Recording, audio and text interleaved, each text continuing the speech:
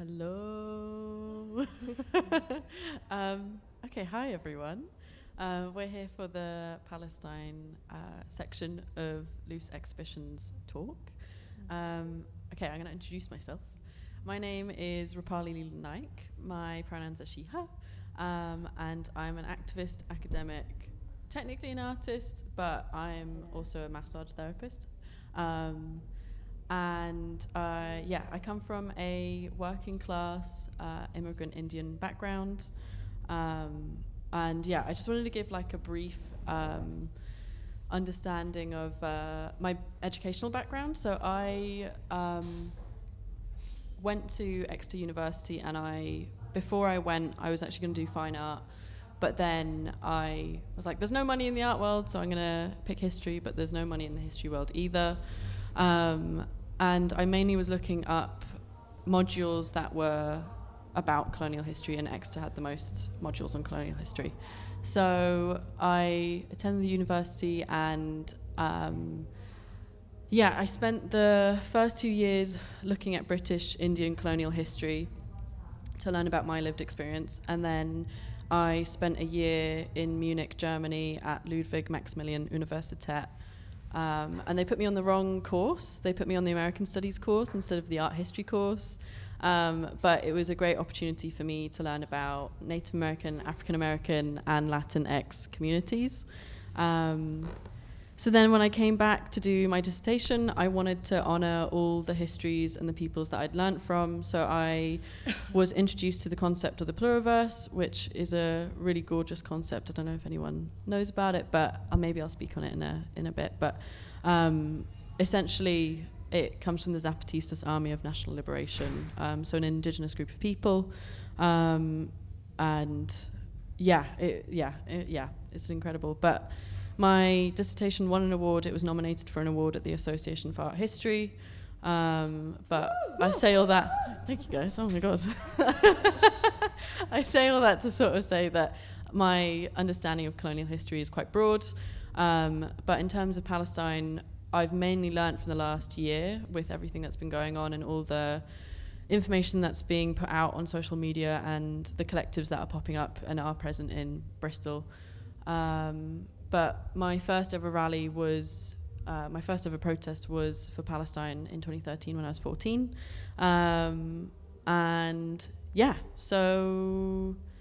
It's mainly everything that's been happening at the minute has been illuminating the most for me. And I'm new to Bristol as well, so my understanding of Bristol is very new. I've been here for 3 weeks officially, but I've been couch surfing at yours a couple of times, like staying over. So yes, that's me. In terms of the discussion panel, in a moment I'm going to introduce Kai and Faiza, and we're just going to go through a few questions. And we were initially going to have 5 speakers, but we have 2 today, which is really nice because we are able to sort of breathe into the topics that can come up and sort of have time to just sit with them. I wanted to summarize what this talk is with the Loose Ends exhibition, which essentially, is all of these sort of intersecting worlds that are against, in a way, capitalism, colonization, and patriarchy that wish to diminish our voice and our lived experiences. Hopefully this is a really gorgeous addition to everything, and everything is nice. So so today we have, I'm just going to scroll on my middle-aged phone situation. We have Kai on the right. Kai is an artist, activist, and academic whose work focuses on the intersection between testimonial violence and systemic oppression. They are a core member of Queers for Palestine and took on press roles for both the student occupation and the encampment. Their art, activism, and research inform each other in an attempt to be one small piece of a movement fighting for a kinder world. Woo! Woo! Sorry. And then we have Faiza on the left. Faiza Mahmood is a revolutionary socialist and activist in Bristol who is dedicated and devoted to climate justice and anti-racist work. She has given talks on imperialism, climate justice, and racism, and she has been part of local campaigns such as applying pressure to the University of Bristol to divest arms contracts, placing pressure on local MPs to advocate for Palestinians in Parliament and policy making, and aiding in the initial lock-in at Bristol University that lasted over the course of 4 weeks. She is an organizer for the Palestinian movement, and she has been doing so for many years, bringing politics into schools and the working world. She's also involved with fundraisers and events around Bristol. Woo! Okay, cool. So introductions out the way. How are you both today? We'll just start off. Good, yeah. I mean, the sun is shining today.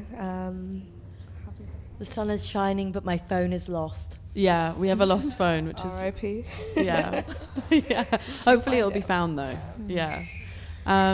So what brought you to campaigning and the activist world? How old were you, or where were you at the time as well?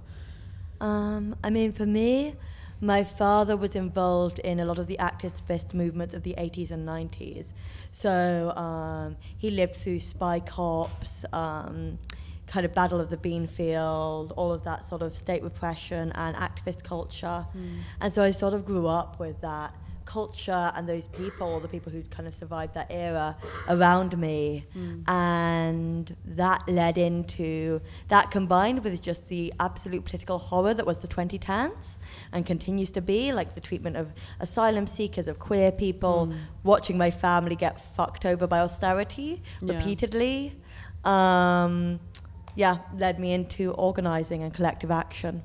And yeah, more recently I've got into a lot of direct action with Stop HS2 and then going on from that, and yeah, that sort of field. Yeah, okay, so quite young then. It's always been kind of in your realm. Yeah, it's always been in the at least kind of in the background noise. Yeah. And it's built up kind of over those years of just watching the state repeatedly just...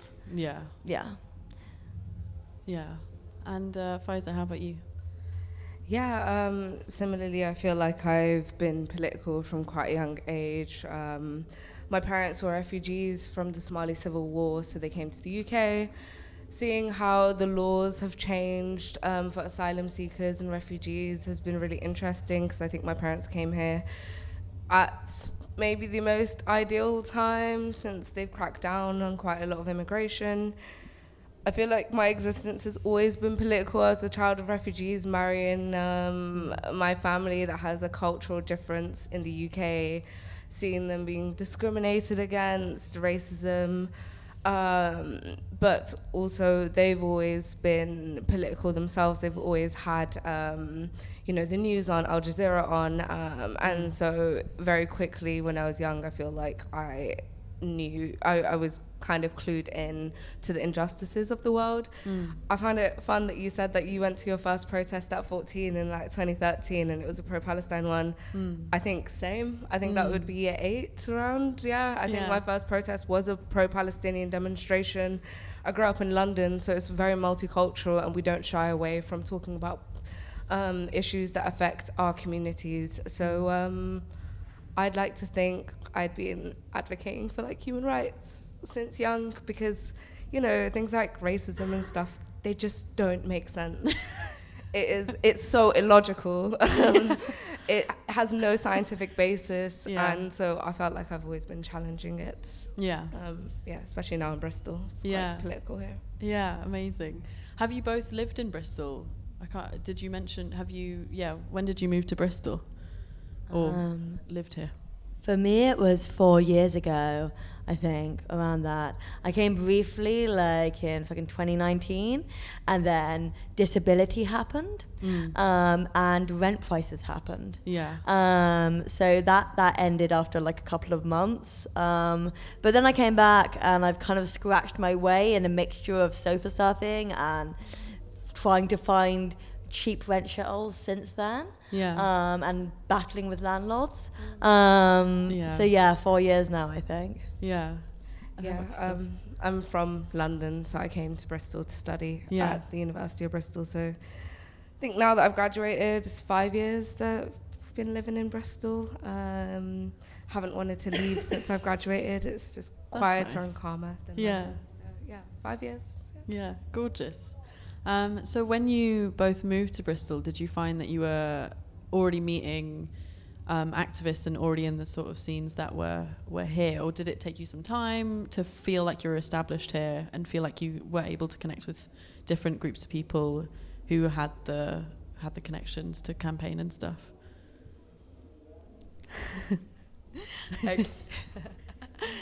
I'm trying to remember, honestly. I think I initially had some reasonable connections because I've been involved in the kind of Stop HS2 like movement, which had a lot of like camps basically.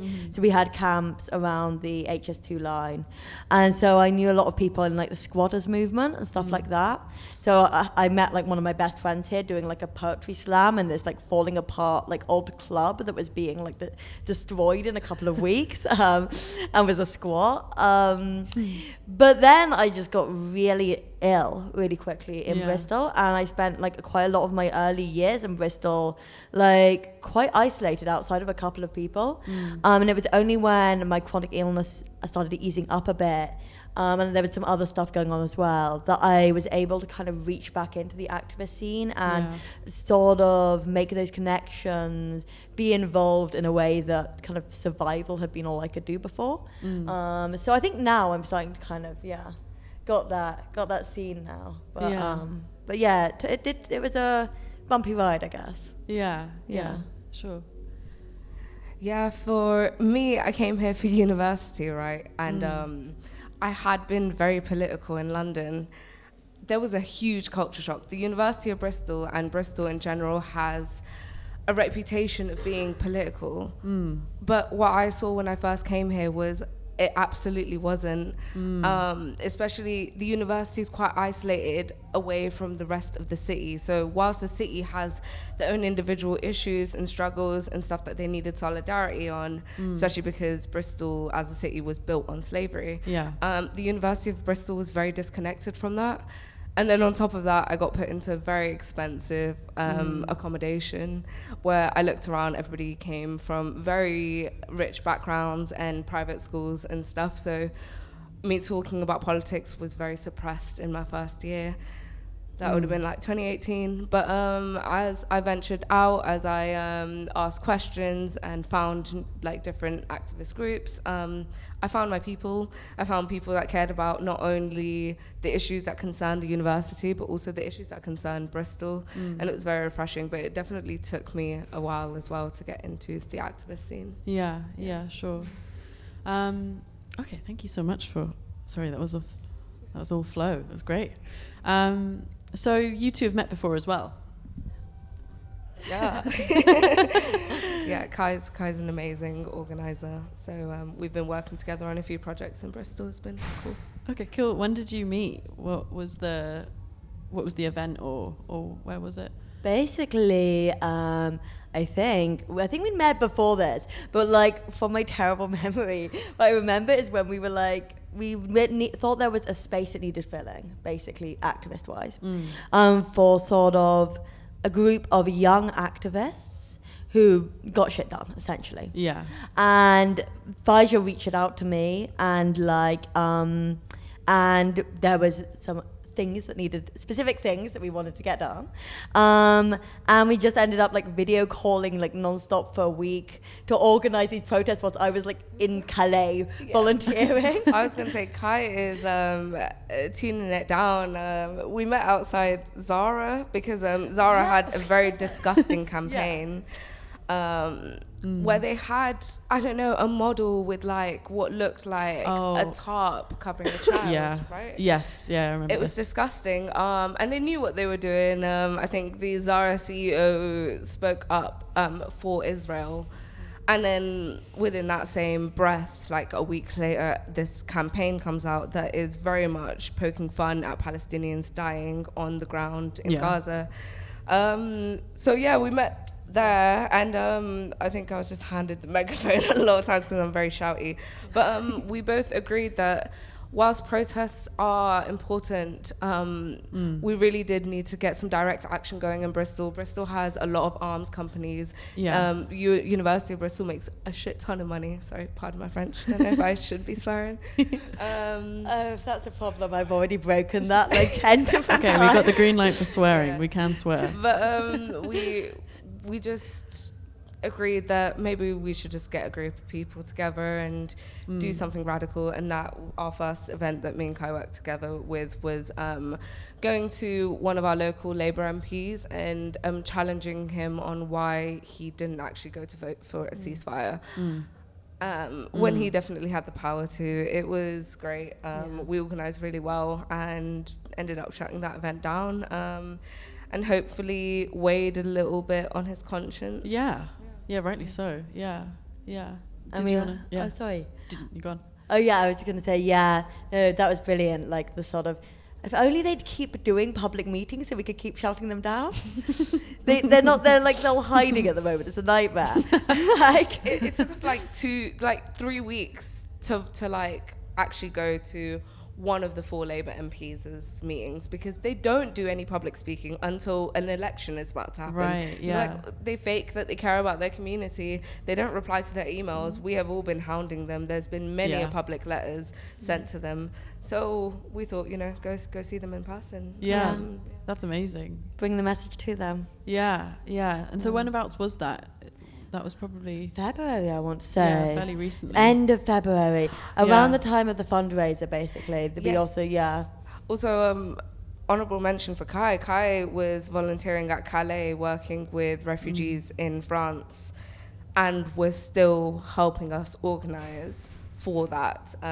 They brought so many people to work with us. I didn't know half the people that I went in with. It was maybe 8 of us, younger lot. And I mean, it all brought us together as activists, but also it was also very refreshing because we didn't have to have our names tied to a specific organization. Yeah. It was just, this is our goal, we're going to get it done, and then we'll move from there. And it worked really well, and still very much in touch with them. Half of them are part of the occupation at the university right now in the encampment. So it's been really cool, yeah. Okay, amazing. Oh, that's really warming to hear these stories of your experiences. So how have the encampments been at the minute? What's the energy like? I haven't been to one yet, but yeah, if you'd be able to speak on that as well. The current encampment is definitely growing. The positive is that there's so much energy there. I was at a sort of Creators for Palestine, did a rally there last night, and it felt a bit like a mixture between a protest and a festival. You had the protest chants, and then there was so many people in little groups talking, and the light at night, people kind of talk often into the early hours. So definitely this energy there, and this kind of exuberance, I think. Yeah. Banners flying constantly. Yeah. And the occupation itself previously, I think it went brilliantly for they did so much in the time they could. They definitely upped the level of attention, and that was what needed doing. And that's what the encampment's continuing to do now, particularly in the way that it links to those encampments across the world. I mean, we've got ones in Australia now, Barcelona. University recently divested completely from arms, particularly Israel. I think a university in Ireland has done the same. The first American university has done it now. So Goldsmiths as well. So we're seeing, across Europe, we're starting to get encampments popping up, even in places like Germany. So it's beautiful to see. Yeah, it is. Yeah. Sorry, my brain went blank just then. I think something that when I had been to the fundraiser and I met both of you for Salma's event, I don't know if Salma's here yet, but we had a fundraiser for our friend Salma, who's Palestinian, and I think what felt so powerful was the amount of joy and exuberance and the level of safety and walking into, it was Cloak, wasn't it? Yeah, walking into Cloak and just, I'm really new to Bristol and I didn't know that many people there, but I just like looking around at everyone and feeling like kindness and warmth, and just knowing that you were in a space where everyone was there for a better world and for everyone. And that's what I think is so clear. It's just so powerful. Yeah. I second that. I mean, talking about Palestine is so heavy. Yeah. When we're on socials, we see kids losing limbs, crying for their parents losing their children, everything in between. It's shocking, like the photos that come out, you wouldn't think that they could get topped, and then they do get topped, and it's been so long since October, like what, 6 months now? Yeah, half a year. 7. Yeah, over half a year. So it's important for activists to have some space to enjoy each other's company. They say music is resistance as well. Yeah. Community is resistance. So having that space is important. But also, did you get the trousers? Did you win the trousers in the raffle? I did, yeah. So we had a little raffle during the fundraiser. I mean, all of the proceeds went to Salma's family, and I can say that they all successfully got out of Gaza safe and sound. And that was, I think, a family of 5? 3. Yeah, amazing. 3 people. It was a lot of money, you know. Egypt is charging extortionate rates for refugees to cross the border. But that was a very successful fundraiser. I really enjoyed it. And Rupali won the auction for some trackies. It was one of our comrades that actually went to jail for like a couple of a week or 2. But they were auctioning off the tracksuits that they got from jail, but they went in for doing active action for Palestine action. So I don't know, it felt like resistance. I don't know. It was quite fun. You know, I mean, do you wear them?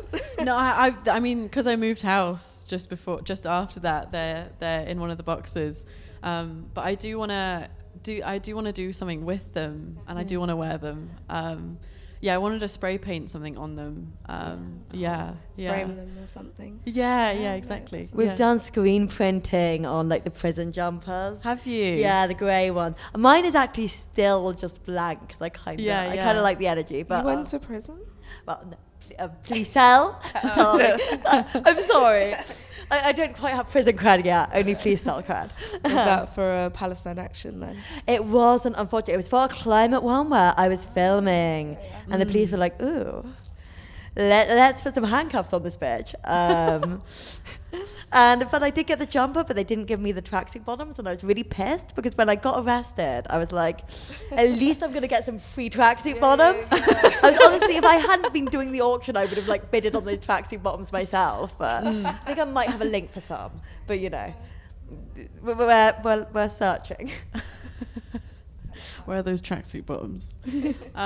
So how has the relationship to activism changed in the last 6 months? Like, have you seen, you know, growth, decline? Like, what has it been like in terms of, I think we had the Monday strikes, you know, sort of the ebb and flow of what it's been like.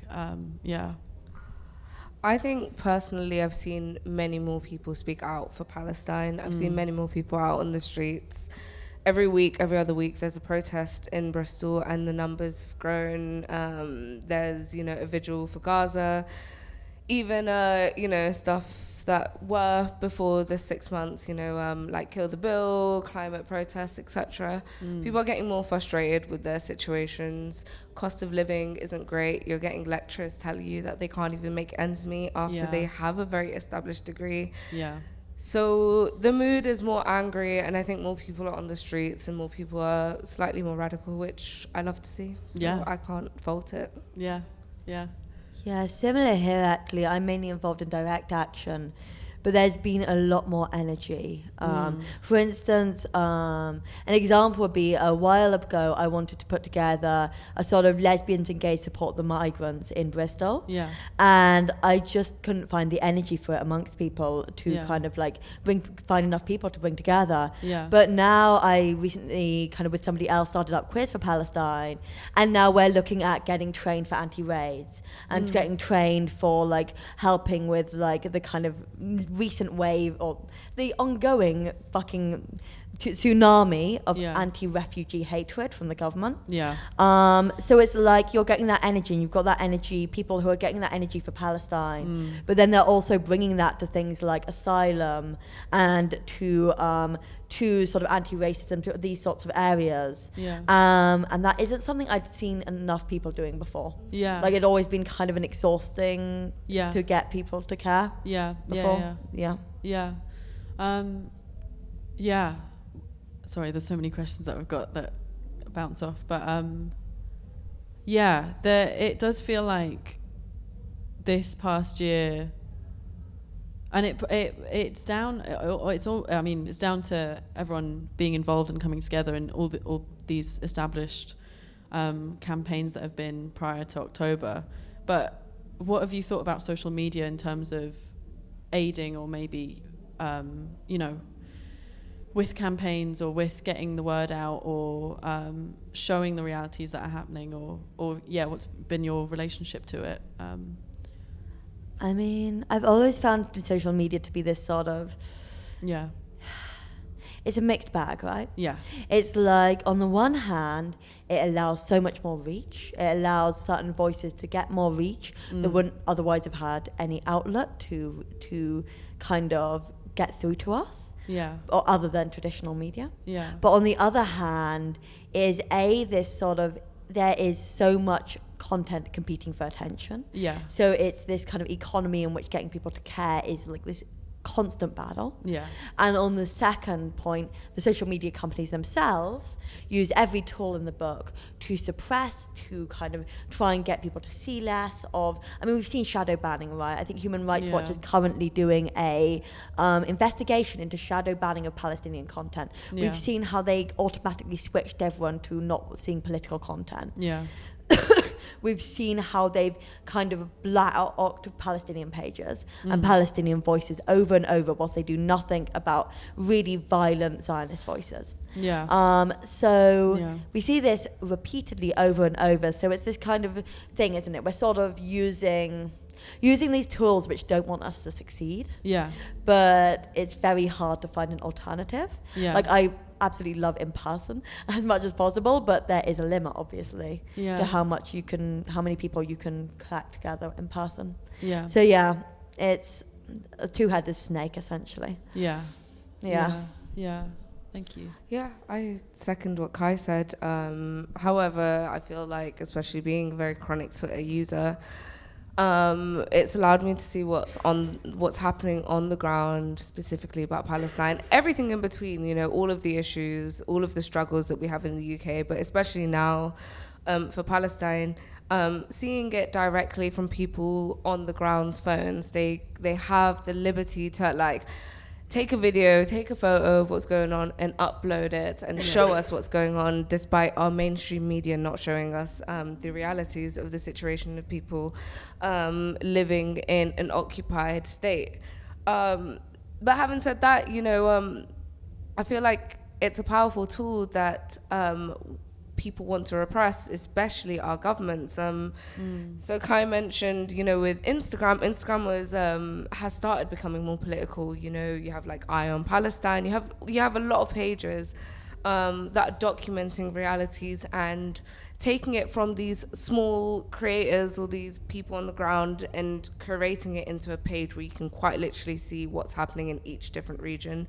And then they coincidentally, during this period of time, introduced this click button that you can restrict the amount of political content. I mean, I don't think anybody is hashtagging or using the word political when they are uploading videos of what happens in Gaza. Yeah. It shouldn't be political. It should be about humanitarian rights. Yeah. And the fact that these platforms have monopolized it so that they know people are only using Instagram, Twitter, etc. They have powers. They have powers to delete pages.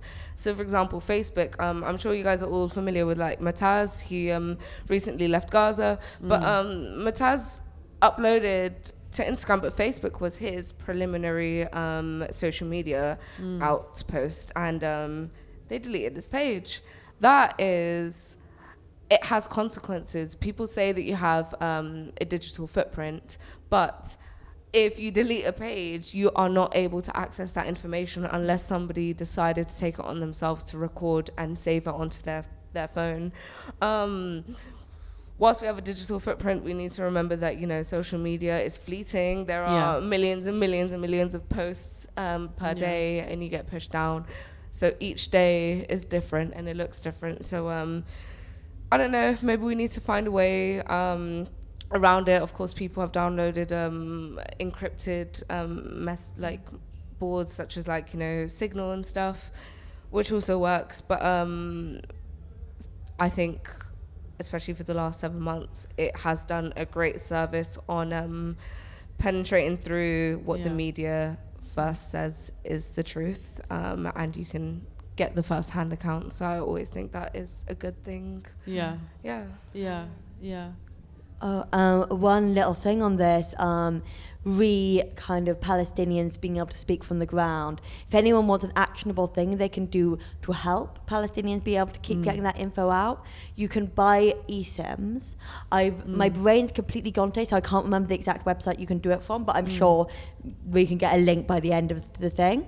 So if anybody here wants to be able to help people keep getting that word out, buy an eSIM for Palestinians on the ground. This also helps with like search and rescue efforts and so many things. So yeah, really useful, important thing to do, and something that you can do today from home. So just riffing off of Kai real quick, absolutely. Palestinians still have their phones. They found very creative ways of charging them and creating energy. And also, the state of Israel communicates to them via phone, if not dropping those leaflets. But also, they do call them. They give them menacing phone calls. They give them warnings on their phones to evacuate. And it doesn't make any more sense because they're in the last bit that they could have evacuated to. Over 1 million people. But going back to social media, I also just thought about this. But our governments are feeling threatened by this because in the States, TikTok went through the Supreme Court to get banned. And that's because they think that there is propaganda for Palestinians. But in actual fact, it's delivering very raw news to the average person. And they're just mad because it's not vetoed, it's not censored, it's not tuned to their liking, that we're not using the terminology that they want us to use to dehumanize Palestinians. So social media is a powerful tool, and I feel like our governments recognize that. Yes, they do. It almost, social media is a mixed bag, but it almost feels like it's the people's media, which is really amazing. It's a great part of it. So with social media, and I've got friends, and even in my own experience before meeting you guys and coming to campaigns and rallies, how would you best recommend someone who deeply cares for Palestine but doesn't know or hasn't been to a rally or a protest? Like, what would you best recommend to them, or what would you like say is the experience of going to them, and what do what do you feel from them, and all these different types of things? I can try. So the first part with sort of how somebody might get involved. So there's a lot of different routes, and it really depends on what area you see yourself working in. So I think there's an idea with activism. The activism is all like going and walking the streets and kind of physical chanting, this sort of part. So much of activism is doing media, is creating posters, is doing admin, is doing forms, is organising, is chatting on Signal groups, is holding emotional debriefs. There are so many different areas to activism. It's cooking soup for people. Yeah. Like, all of these are incredibly vital areas for which the activism can't survive without. Or is playing music at a fundraiser, or being the sound tech for a gig, or a kind of activist moment, or for a stage where they're having speeches. So if you, for instance, don't feel comfortable at a rally, there's so many other areas, and the good way of getting involved is seeing for local groups. So whether that's something like anti-raid, TLF is Trans Liberation Front, Queers for Palestine, my brain's going so, Youth Demand, there's another one. Care for Calais, yeah. There's so many different areas where there are meetings, weekly socials, and if you get in contact with the Instagram page, or just drop a message through that, drop a comment, at a protest, go up to the stall they've got, because a lot of events will have stalls. I had a stall at the anti-Eurovision party last week. We're always looking for people. So honestly, come up to me at the end if you want to get involved in any of this. I'll pass on your details or put you in touch. Queers for Palestine has meetings every week, and whatever skills you have, there'll always be a space that needs that. And in terms of experience in activism, it really varies on where you are, but I'll pass on to you so I don't monologue for too long. Yeah, no, I again always second what Kai's saying. I think on the issue of Palestine, despite me growing up in London, being multicultural and being clued in, it has been a scary topic for people to touch. It has been scary for them to talk about up until now. There was a fear of losing your job. Palestinians also used to hide their identity because they thought that they, would lose perks, they might lose their jobs, etc., for speaking out just about their identity. My first thing is, for somebody that hasn't been involved at all, make this issue relate to you. All of our issues are intersectional. Palestine is not just about liberating their people. It is a struggle against racism. It is a struggle for the LGBTQ community. It's a struggle against colonialism, and everything in between. It's a struggle of working class people, and being a part of the quote unquote global south. And so relating it back to you, what are you struggling in your life? Can you not make enough money because of the government? Where are your taxes going? The government doesn't have, enough money to allow us to have free dentistry, but they have plenty of money to send weaponry abroad. It is relating it back to you. It's so selfish, but that is, how you can actually have genuine empathy for other people. Go to a protest, protests are always great vibes. You have parents, you have students, you have young people, you have old people, everybody in between. And just be inquisitive and ask questions, doubt, the mainstream stuff you've been taught. I did have better things to say. What was your initial question? My initial question was just about, how someone can come into Palestinian activist work or the realm. But no, you've answered it great so far. I think I stand on what I said. Talking about Palestine is scary for some people, but it's needed. We have privilege that they don't have right now. So putting your ego aside and delving into the history. Of course, Ilan Pape is also an amazing author. Maybe start on the book on Palestine and see how you feel, Thank you. So what roles have you both had within your journey in the Palestinian activist movement? What roles can you speak from, or what's the range of roles you've seen, or So for me, I've worked I've done protest volunteering, so that's stewarding, making sure march goes safely. I specifically did the road blocking in that, so that's whenever you do a protest, there's people who block the little side roads until whilst the protest is going by to make sure no cars drive into the protest. So that was me. I was like, I think I ended up on one bonnet, but only one, so we're doing better than London. And then outside of protest volunteering, I've done media roles predominantly because that's where my background is. Yeah. So my background is in doing media roles for activist and direct action groups. So that includes filming, that includes writing press releases, gathering press contacts, writing social media posts, all of that kind of shit. Yeah. And then I've also done like some community stuff, so coordinating food to get up to the Palestine Museum and just protest organizing. So that means, I'm not going to give too many details here, but that means here's a protest that needs to happen. Ideas, things. Nice. We won't use too many words for that one. That kind of stuff I've done a lot of on. So yeah, a sort of real range of different areas. I've done some fundraiser, organizing. So if anyone here was at that fundraiser, you would have seen me running about like a headless chicken, like chain smoking cigarettes and like desperately trying to put out fires. So that stuff as well. So it's been a real mix, I'd say. But yeah, I've really adored the community. Like, it's been exhausting at times. Yeah. But it is such a beautiful and vibrant community in activism, and particularly in Palestinian activism. Yeah. And the people I've met and the stories I've heard and the nights spent smoking cigarettes and talking have been such beautiful seeds in a moment which often feels just like a stripping of humanity and so deeply brutal. Yeah. So yeah, it's been lovely, I guess, to look around and see people who care. Yeah. Yeah. Like, yeah, it's been lovely to finally look around and see all these people who care and who are doing something, no matter how big or small. Yeah. Thank you. Again, I second that.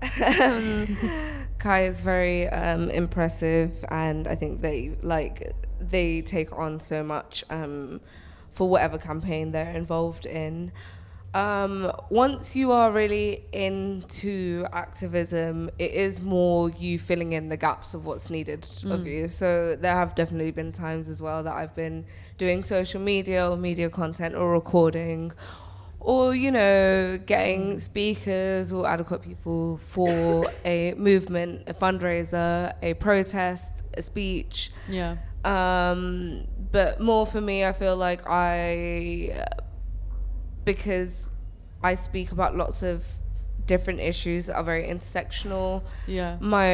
What I'd say my forte is like speaking about it. I do a lot of talks on imperialism, how capitalism affects us all, etc., and relating it to each and every struggle that we have. Admin. I'm not the best at admin, but I do have an idea, and then I get a bunch of people together, and then honestly, because of the people that I work with, they're so passionate, they get off the ground. Yeah. Which is nice, because an idea is lovely, but you do need to work to turn it into fruition, or like bring it to fruition. Yeah.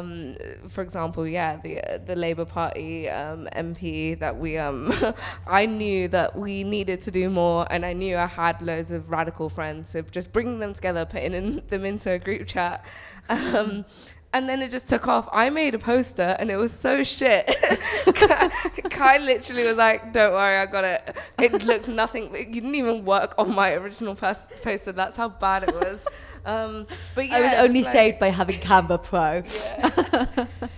I feel like I'm a people person. Yeah. I chat to people a lot and I know their forte. So...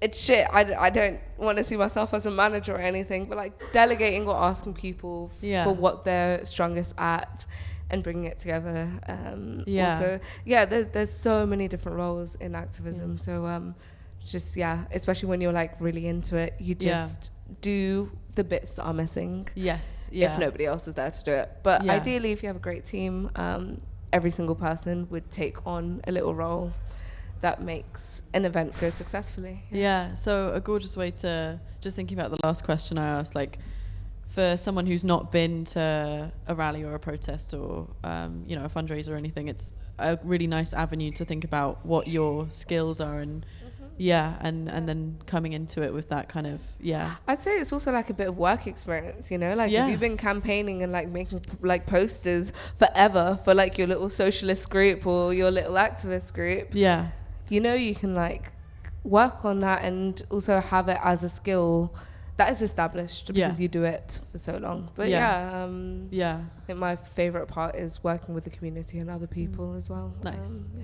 Nice. Did you want to go on? Oh yeah, I was just going to say, I think also something you'll find as you go in, like really second what I just said about like in activism, you stumble in and there'll be cracks and you'll end up filling them basically. So like if you don't quite know where to start, enter one of those rooms and you'll find something. We always have more work, basically. So like, don't feel like you have to take on all that work, but there'll be a little thing that you can take on. Maybe somebody will be like, guys, I need someone to come postwing with me. Yeah. Then, boom. Yeah, you'll learn how to put up wheat paste. Or if you're like me and you're celiac, you'll learn how to stand and like smoke a cigarette and give moral support to whoever's putting up wheat paste. Is there gluten in the paste? It's in the wheat. Oh no! I don't know that. That's actually really good information to know. Spray on glue, more expensive, but celiac friendly. But yeah. Also, gotta say, just like how amazing Faja's been at this, at like just coming into these spaces and just giving that spark of like passion and energy. Like just big like amazingness to like. I mean, also just as a presenter, iconic. Like absolutely iconic. Oh, thank you, amazing. So in terms of spaces, I was just thinking about like the logistics of how it all sort of comes together.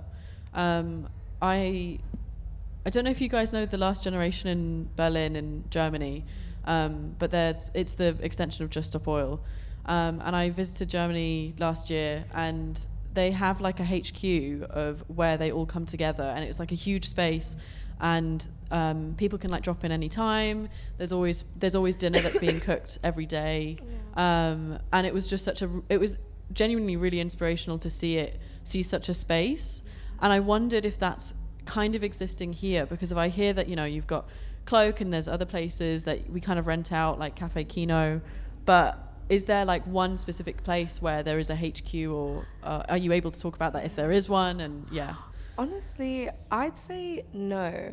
Only because I was in London the last like week and a half, 2 weeks, and I went to what you're describing's equivalent in East London. I have a friend that is doing a lot of climate justice work. And they do have that space. And, you know, everybody knows the codes to the buildings, you know, based off of like important dates. And it might not be food every day, but they have the space to organize, and they do communal food on occasion. I don't think such a space exists in Bristol so far. I do, since the fundraiser, there actually is somebody that has a studio just off of city centre, and they are thinking about using that space for quite literally what you're talking about, but it's early days. And so if you're interested, maybe we should think about having that space. Like right now we're sitting in People's Republic of Stokes Croft. This is a space meant for the local community of Bristolians. And so I don't know, we could think about it, of course. I don't have rent money to be given out for another space, but it's definitely possible, and there are definitely people to facilitate that, but I personally haven't seen much. I don't know if Kai thinks different. No, I'm in a similar position to you. It's something that I think is deeply important. Because I think having that ability to almost casually interact with other activists is vital to this sort of, how do I put it? I'm going to steal a word from Gender Criminal. I don't know if anyone else knows. They're in an activist group I'm in, and they're always talking about the mycelium network, which is this idea of, you know, they're so many mushrooms. It's basically the idea of all of the things under the earth. Each of you is part of the mycelium network, part of the stuff under the earth that's working together, and you might not see it, but the fruit of that work is a mushroom. Yeah. But if we're going to create these networks, we need these spaces where Yeah. people can just, you can just on a Thursday at 3 p.m. where by some miracle you don't have a shift, you can just wander in and create these connections and create kind of these ideas and interact and share thoughts and share kind of tricky questions. Yeah. And currently we don't have that. We definitely have meetings, we have spaces, we have pub nights and socials. And right now at 1 a.m. I go up to the encampment to chat to people because I'm an insomniac. But we need that. I do think we need that. Yeah. I found it such in my experience as an activist, and like it just, I don't know, it was such a powerful thing because of it felt like people could just drop in whenever they liked, and it had this sort of casual atmosphere that felt it just felt like a family in that sense, and not in the weird lots of businesses like to use the word family to be like, we're great, but in a genuine sense of like, you're safe here and you can come in and you can eat with us and we can all, we don't have to be talking about activist work. We can just exist together in a world where, like, your typical EDL man can go down the pub and, like, there's so many spaces that are dominated by, different worlds or, different beliefs. And I just think that would be an amazing next step. Because my next question was going to be, but if you wanted to add something onto that. Yeah, I was just going to say, I think, not to sound like, a raging socialist here, but there is stuff that gets in our way for that. Of course, people need to make a living. And if you're doing a 9 to 5 all the time, like, maybe you have time to, like, join a campaign a week or two. But that's definitely a factor. Money is always a factor, and it shouldn't be, for community. It's exhausting doing activism outside of making a living wage. Ideally, you'd want to do what you're passionate about and be able to make ends meet. So I feel like that might also just be a little factor. Bristol is an expensive place to live. But I really do like that idea, and I think we should pursue it. I mean, the cost of living crisis is a fact. But so the question that I wanted to ask was, what currently in the campaigning is going really well and what's not going as well, or what are the areas that you guys want to, or you guys are seeing that need to be built on? I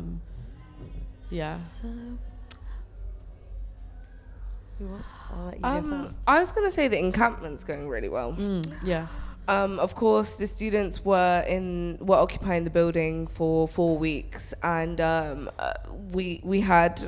joined in on the call with them and the Vice Chancellor, and she really wasn't being receptive to us. But the actual encampment, they have set up a little community. They have a little board, they have activities for each day, and they take care of each other. And it looks amazing. I really highly recommend whatever time you have, if you do have any time to go up and go chill with them. Everybody there is quite lovely. Of course, divesting from funding Israel, I think it should be important. Also, I realized I did have some things to say. Go on. But I think protesting is important. However, sometimes I feel like we could be doing more. As a person of color myself, I think it's irresponsible for me to tell everybody to get joined into direct action. But if you are capable, if you have the privilege to, if you have the time to, if you have the resources to, I think you should. Because it's life or death every day in Gaza, and Bristol as a city is very much complicit in that. There is so much that we can do. Palestine Action exists here. You can go to the buildings. You can put your body on the line. You can get training, etc. Also, I went to a really cool training session on, like, really doing a deep dive into where investments come from. Which is pretty cool, going to those workshops, helping in any way you can with the direct action. You don't physically need to put your body on the line, but I think protests aren't enough at the moment. I know that's very controversial to say, but I feel like it. And there are loads of ways to get involved through that. Also, your money talks, BDS is important. Yeah, I don't know. I'll riff off of you. There's lots, you know. There's so much, isn't there? I think like to start with the positive, because there's so few at the moment. The positive is that I've seen, in my limited experience, a very almost unprecedented amount of change in public opinion over a short period of time with Palestine. Like for the public to kind of change their mind this quickly. Yeah. And for protests to be sustained over 7 months in with a significant number of people, that's fucking amazing. Yeah. On the other hand, really second what you say. 2 million people were out in the streets for Iraq. Yeah. You know? Yeah. And Iraq still got fucking bombed. Yeah. So, yeah, basically protesting is good. It's useful. It gets that message out there. It repeats it. It's really important. I don't want to limit, like I go to the protest each week normally, or every other week. But yeah, and even if you don't have the privilege to get arrested, because like I know so many people who cannot get arrested. Yeah. Like so many of my friends absolutely cannot. There's so much you can do to support like direct action networks through being a media person or doing police station support. So like last week, some queer people got arrested for Pal Action. And we all worked together to make sure there was shifts of people on the call for 24 hours to like make sure that they had people with food and like a hug and a car when they got out of the police station. Yeah. There's so much stuff that you can do. I worked without being able to get arrested for like 6 months in a high up role in a direct action movement. You know? So yeah, there's a lot you can do, and the thing is that protest is slow and it's painful. Like I feel like I often look at the history of protest and see a history of like human bodies throwing themselves against a brick wall until like a little chip appears in the brick wall. Yeah. And then until another little chip appears. Yeah. And like it takes so long to get the smallest concession. Yeah. But it's worth it. It's worth it because otherwise people you die. Like, you know, people are dying. Yeah. And if you can make it the tiniest bit less, like the tiniest bit. Yeah, why wouldn't you? Yeah. I think I love that analogy, and you know, as somebody who did physics, I feel like I'm gonna apply science to what Kai just said. It takes a long time to put that chip in the wall, but once you do have a fault in a material, it is so much weaker. It is like, you know, with the civil rights movement and with the suffragette movement, once you get that crack in, once you create reasonable doubt to the status quo, everything will crumble. It like if you damage steel like that's holding up, you know, a building, that material would take so much less to completely crumble. And so it is about creating that chip, and 100% I think we should do protests. Also, whilst I was talking about, you know, people working and then doing activism on the side, I think we need to marry those two as well, because our being is inherently political. And so you need to take those politics into your workplaces. You need to take those politics into your schools, into your universities. Because that makes all the difference. The state and workplaces are not completely detached from politics. So, you know, if you're, especially young people, we don't join unions. Half of us don't even know what a union is, you know? So it's important for us to stay political within whatever sphere we are interacting in our day-to-day lives as well. I think that's some really good advice to give people, because once you do that, it means you're not forced to stay quiet on Palestine whilst you're working. For example, I was working behind a bar, you know, we sell like Pepsi products and etc. If more of us were political, maybe a few of us could come together and force our employer to stop buying those goods and then buy from an alternative source. God knows there's many alternatives. So stay political in everything you do, I think, but you know, I don't think there is any setbacks. I think we're doing good so far. It's a shame about the amount of people that have been casualties in Gaza, but at the same time, I feel like people in Britain and activists were all working quite hard. So and to end on a final win, because the PAL action stuff has led to a lot of companies dropping any association with Elbit Systems. Yeah. So whilst we haven't won, and who knows whether we will or not, it does have some impacts that we can see. Yeah. You know, I'm a pessimist, but at least we can see. Yeah.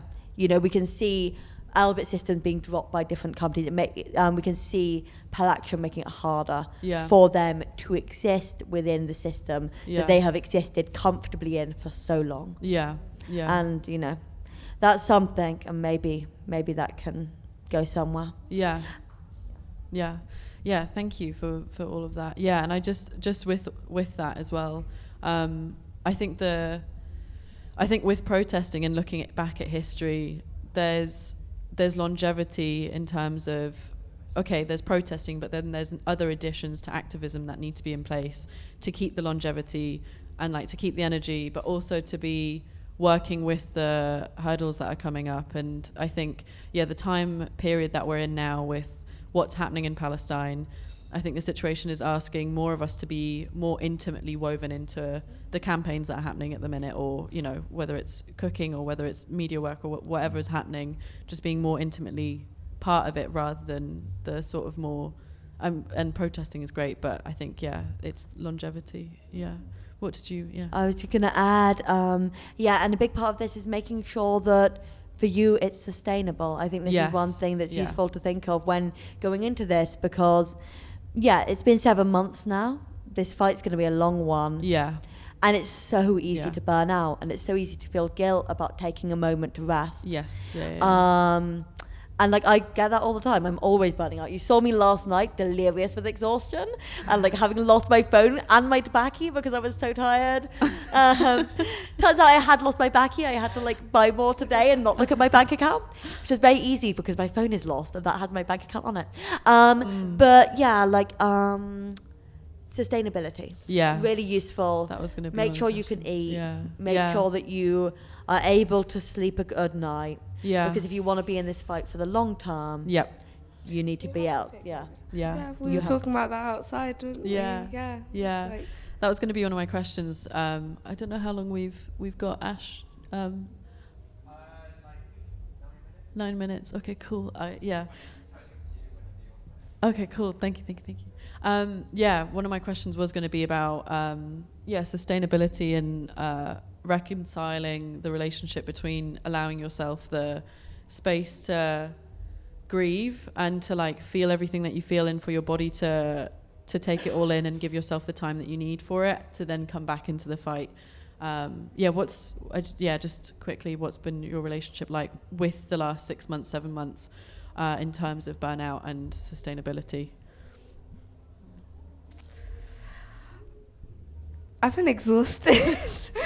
I don't know. You know, what's happening on the floor in Palestine hasn't been easy to see. Yeah. Sometimes you want to like shut it off and not be upset. And I feel like I'm always doing a disservice if I do that. Yes. So I stay clued in. Yeah. And I think it's so normal to be so upset. Like, I feel like there's probably something wrong with you if you aren't upset. Yeah. If you're not crying after you see what's going on. It'd be the tiniest things that set me off. It's like little kids that should be enjoying their life. Yeah. Just like wishing for their parents come home. Oh, I think the one that broke me the other day genuinely was like this like 6-year-old boy that wanted to die. Yeah. And a child shouldn't be suicidal. Yeah. You know? Yeah. It's not easy. I think stuff that has helped me manage it is genuinely community. Yeah. And also knowing that like our activist spheres doesn't just need to be a serious time for like serious conversations and back and forth debates. Sometimes it's okay for us to just listen to music and take donations for food. Do you know what I mean? Yeah. And just like talking to people that are just on your same wavelength. I've stopped engaging with Zionists. Honestly, it is such a waste of energy. Yeah. But it's okay to feel burnout. I was telling you outside that honestly, after the fundraiser for Salma's family, I took a step back and I felt guilty. But sometimes you need some time to like just breathe so that you can be your best self when organizing. Yeah. Yeah. And you would hope that you are working with such a plethora of people that they pick up the slack when somebody needs to rest. Yeah. Rest is important, but also I think making our spaces not just completely serious is important. And following on Twitter all of the global movements for Palestine, I've seen like South Africa and South America, etc. More POCs that during their protests, it's a celebration of life, it's a celebration of joy, and they celebrate each other working hard. It's much less serious than it is in the UK, and I think we need to, especially now it's getting more sunny, we need to incorporate that in our protests and in our fundraisers and everything in between. Yeah, so I really want to second what you said, and I've also been exhausted. And there's been a lot of times when I've gone through weeks where I've barely eaten, barely slept. Yeah. Every minute I'm like, if I'm on the bus, then I'm like typing up press releases on the way to something. And I think, and I'd like to say, and now I'm at like a much more balanced place. And I eat 3 meals a day and I sleep 8 hours a night and I don't smoke a cigarette ever. But that would, we all know that's bullshit. But what I am learning is having the space to, I've got a friend now who I'm organising to cook with once a week, for instance. These little things where you have a moment or a friend who invites me to come over to the really nice park near them in Bath, and this kind of stuff. When you've got these moments where you can take time to eat some food with a friend, go and sit somewhere beautiful. It doesn't save you. I'm sure anyone here who also is mentally ill has heard, go for a walk, look at a tree. But having these moments woven into the week where you just breathe, or being able to actually sleep. Like last night I slept 8 hours. It was amazing. These sorts of things are vital, because otherwise you do go insane with this stuff. Because, I second that. I've said that so many times.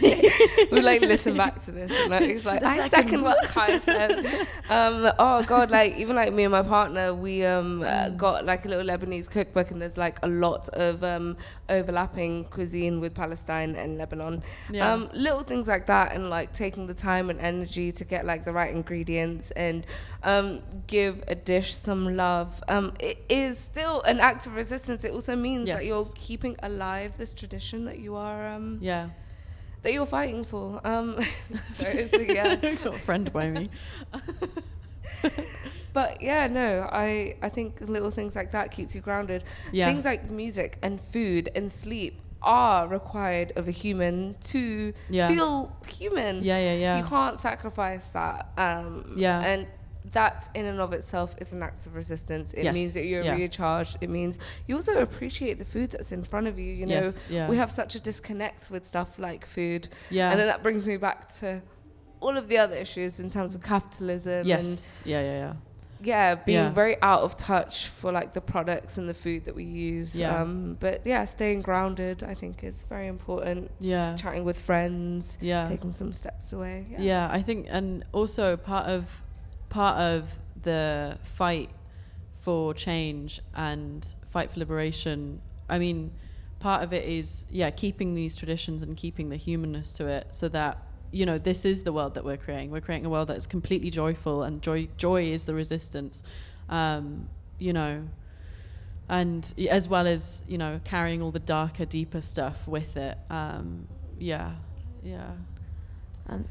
cheers, Republic. Hey. Did you want to share? Go on. Oh, there was the only other thing I was going to add. I think it's already been said, to be honest. So I'll just was just this thing of with that gear of I think ultimately if you're doing anything, no matter how small, you're doing a hell of a lot more than most people in the UK are doing. And ultimately to show up for this over and over, which is what we need. You need to not burn out. Because if you burn out, you need to be able to come with a clear head and be able to be calm when someone gets mad at you in a protest, or when security starts patronizing you or roughing you up, or roughing your friend up, or speaking badly to your friend, because Yeah. you need to have a clear head for that. Yeah. You need to be able to. Activism is full of volatile situations, whether that be in how you respond Yeah. to a press release by somewhere that you're protesting, Yeah. or whether that be how you respond to a security coming up to you Yeah. and treating you poorly, or somebody coming up to you and treating you poorly. Yeah.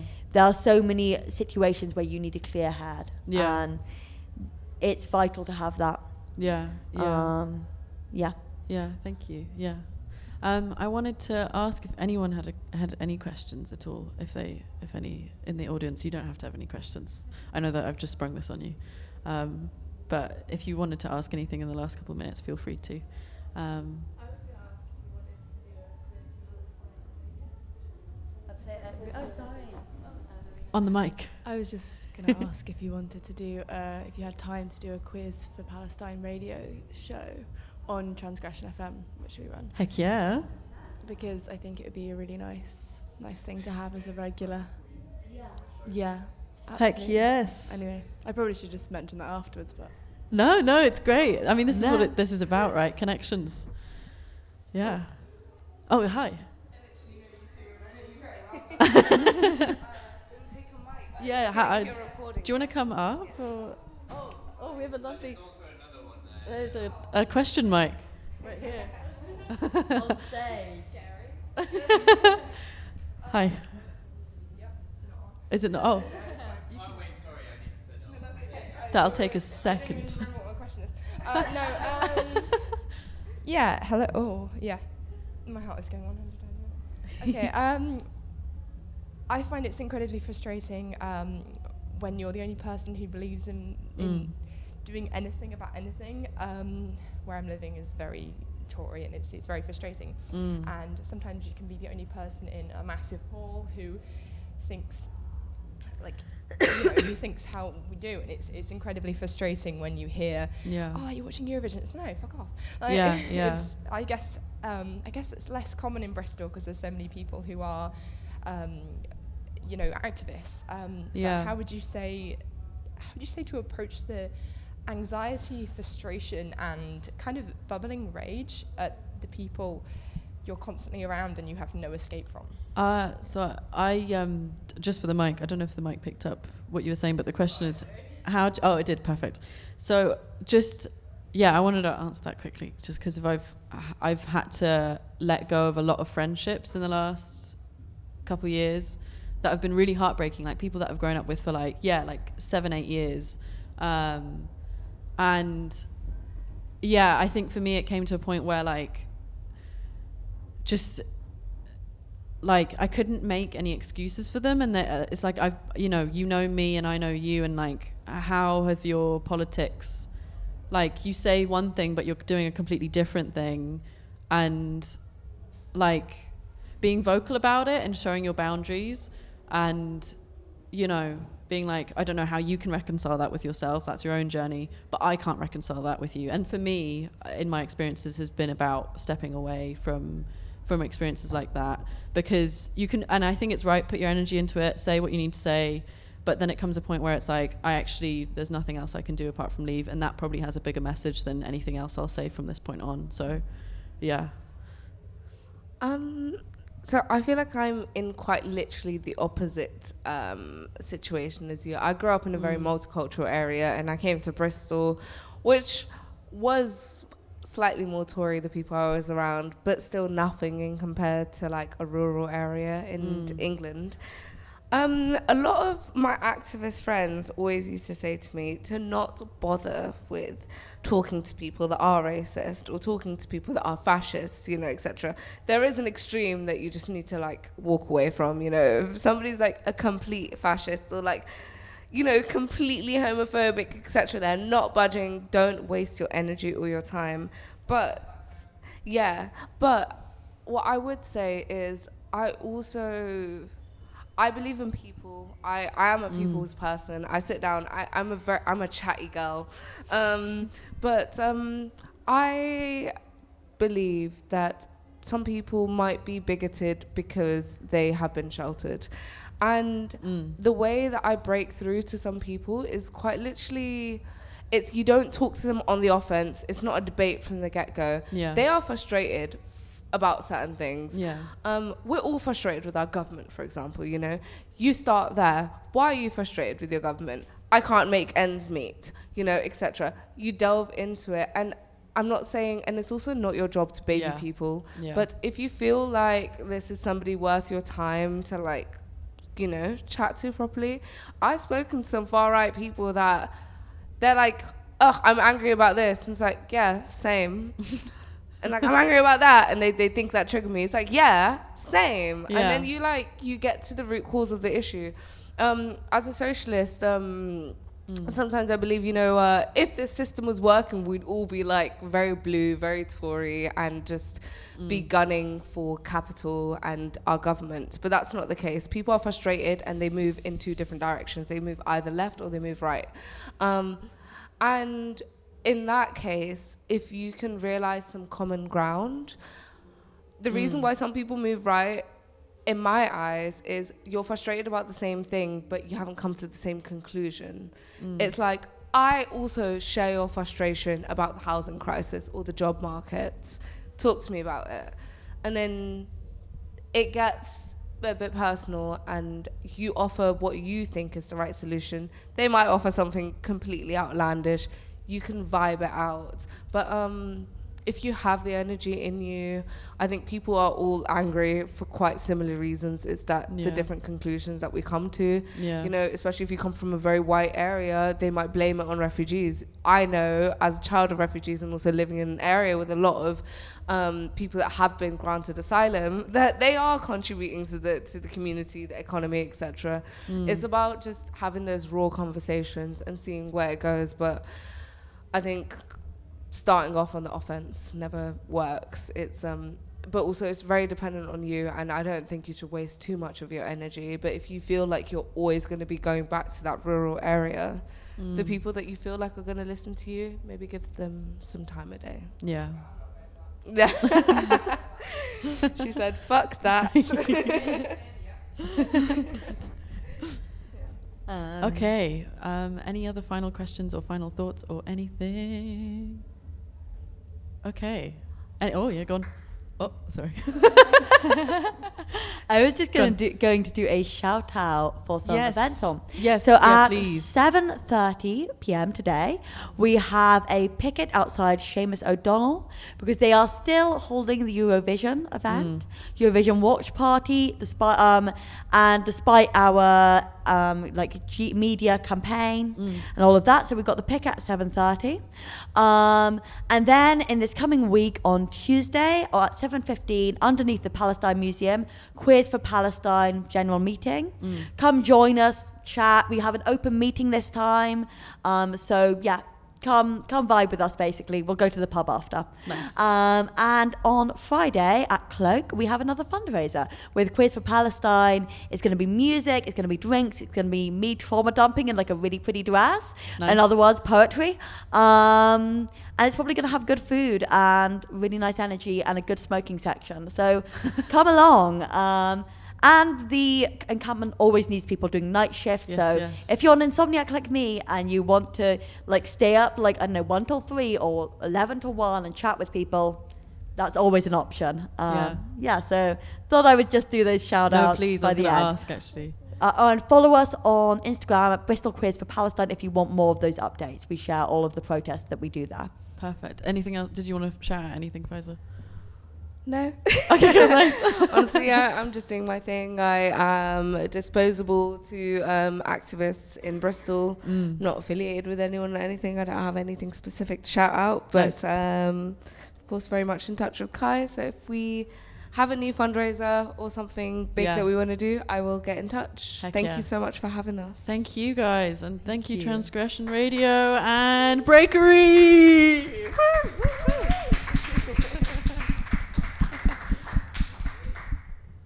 Nice.